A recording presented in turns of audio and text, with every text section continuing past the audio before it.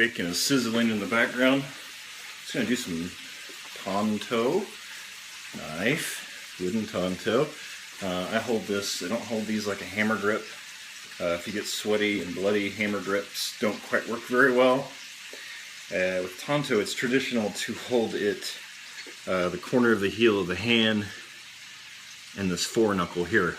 It's really awkward at first. Once you get used to it, it can be preferred. It's preferred with me. I feel like I have a lot more stability through angular structure. I can stab with it. I can lean my body weight on it in this position. You have to have good body structure with it or the grip's not going to work. So I can press this against a wall and lean on it. Your normal grip is a hammer grip. You can't do that with a hammer grip. The wrist will collapse. It's a structured angular grip. You can hold it at many angles, but you see my foreknuckles a little higher than that hammer grip. I'm on the spine of the knife. I'm basically aligning my bone structure along the spine of the knife. So I can literally rest my body weight on it. So it's structure that's stabbing you at whatever angle. And when I'm cutting it's not just a loose slash. I've actually got structure behind it, so I can rip open a gut, or rip open a throat, or the inside of the bicep. So not just a superficial slash and not a stab, but an actual angular cut with a simultaneous thrusting motion. So it's very interesting, this cut. It's highly structured, so it's almost like a stab and a cut at the same time, using correct angle and structure.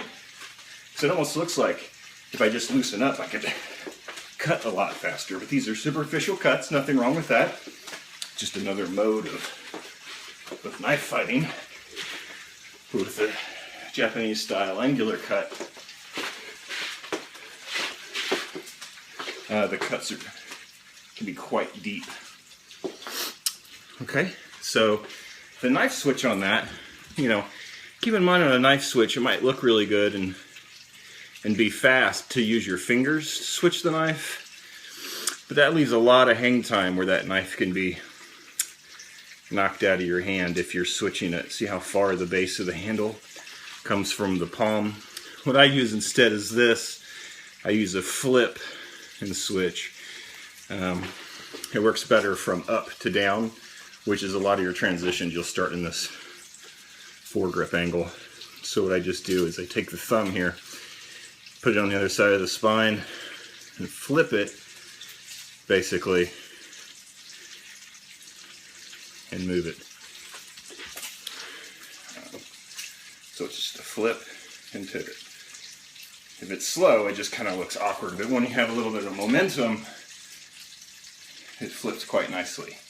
And so you'll notice, yes, it is more unstable than gripping it nice and tight, of course, but you're not using the fingers where, look where this knife is halfway through of a finger switch, and even 3/4 of the way through, I'm still between the fingers. But with this other switch, I'm pretty tight in the hand during the first quarter of the movement. All I'm doing is rotating the knife over, and now the blade is simply up.